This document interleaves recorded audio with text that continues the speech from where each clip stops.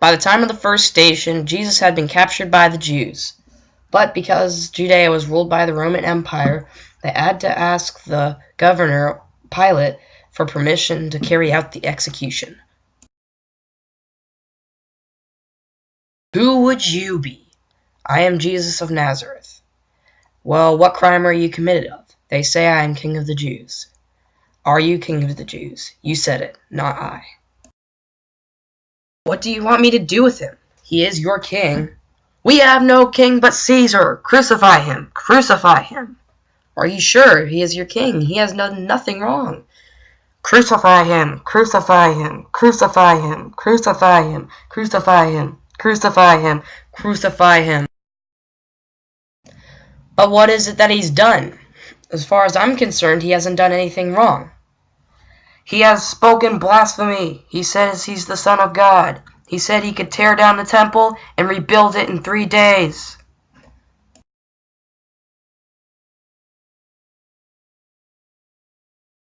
Jesus, are you indeed Son of God? Once again, my son, you have said it, not I. What? On the occasion of Passover, I'll let you free one prisoner. Who shall it be? Jesus or Barabbas?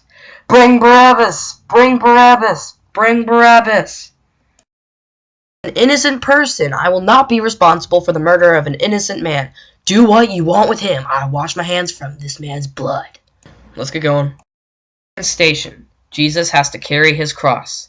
After being convicted to death, he had to carry his own cross to the hill where he would die. The third station. Jesus falls for the first time. The cross was very heavy, and somewhere along the road he tripped, but he kept getting back up to save all of humanity. This is nap time. Get back up, you lazy bum. Come on, let's get going. Come on, we don't have all day to kill you. On the road to Calvary, Jesus came across his afflicted mother. As you could probably understand, Mary was devastated to have to find and watch Jesus going through one of the most painful deaths possible. Jesus said to her, "Woman, behold your son." Come on, ain't nobody got time for that. The guards soon realized that Jesus couldn't carry all that much weight, so they went out for a certain bystander named Simon of Cyrene to help him on his long journey to death, to save the world. On the way, Jesus met a very brave woman named Saint Veronica. She ran out of the crowd and wiped Jesus' face with an old cloth. When she did, she noticed that his face had been imprinted on the cloth. You can see it today. Thank you. Once again, the cross had become too heavy for Simon and Jesus, and they fell over a second time. Get going, we ain't got all day, come on. Along the road, Jesus met some women crying for him. Although he was in very much pain, their presence made him feel a little bit happier, because they did in fact care. Then Jesus said to them, "Women, don't cry for me, cry for yourselves and for your children." Although he was trying to be humble, I think he was trying to foreshadow that what they were doing to Jesus was a major sin. Not the women, but the Romans. And at the same time, I think he was trying to foreshadow that all of humanity would be saved in that one sin. Gee, that cross is heavy. Jesus and Simon fell over a third time, although it would be the last time that Jesus has ever fallen over in his earthly race. Come on, again? You're almost there. Keep it going.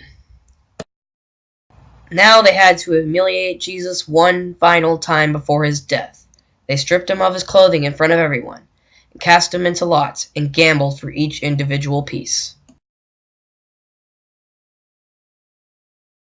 And now, as his passion was closing, they nailed him to the cross, putting nails through his feet and hands. Ouch!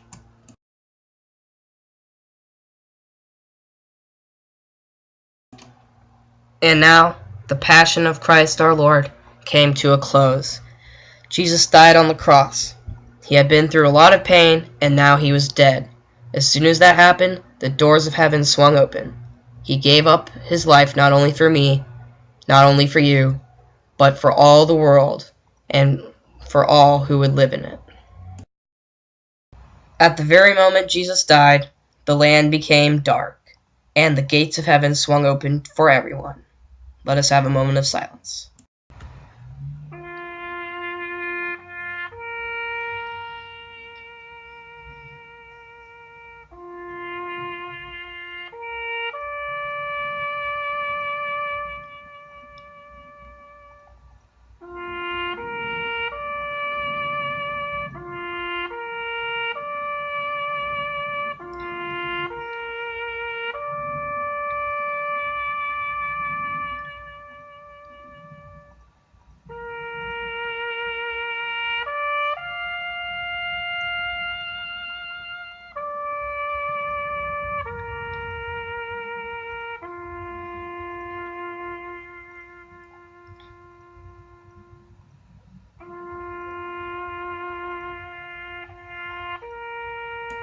Then the guard wanted to see if Jesus was still alive, so he poked him in the side with a lance. And at that very moment, blood and water gushed out of his side. Remember our old friend Pilate? Guess what? He's still in this story. After the death of Jesus, a man named Joseph of Arimathea, who was a Christian in disguise for the fear of the Jews, pleaded with Pilate to let him take the body of Jesus off the cross and put it in his newly dug tomb.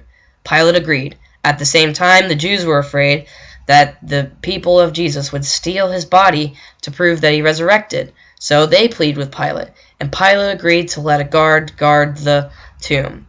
So everyone was happy.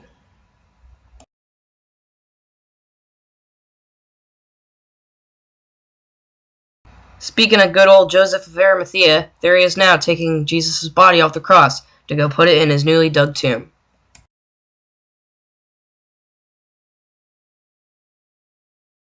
Would you look at that? There's the guard the Pilate ordered to guard Jesus' grave.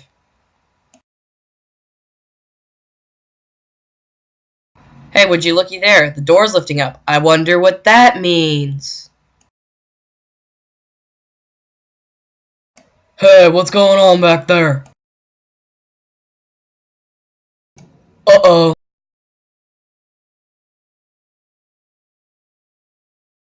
Then, 3 days later, Mary Magdalene came to the grave of Jesus to christen his body. When she did, she noticed that the boulder had been scooted over, and she knew that he had risen, just as he said. And that's the story of how now we can go to heaven, and that's also the story of Easter.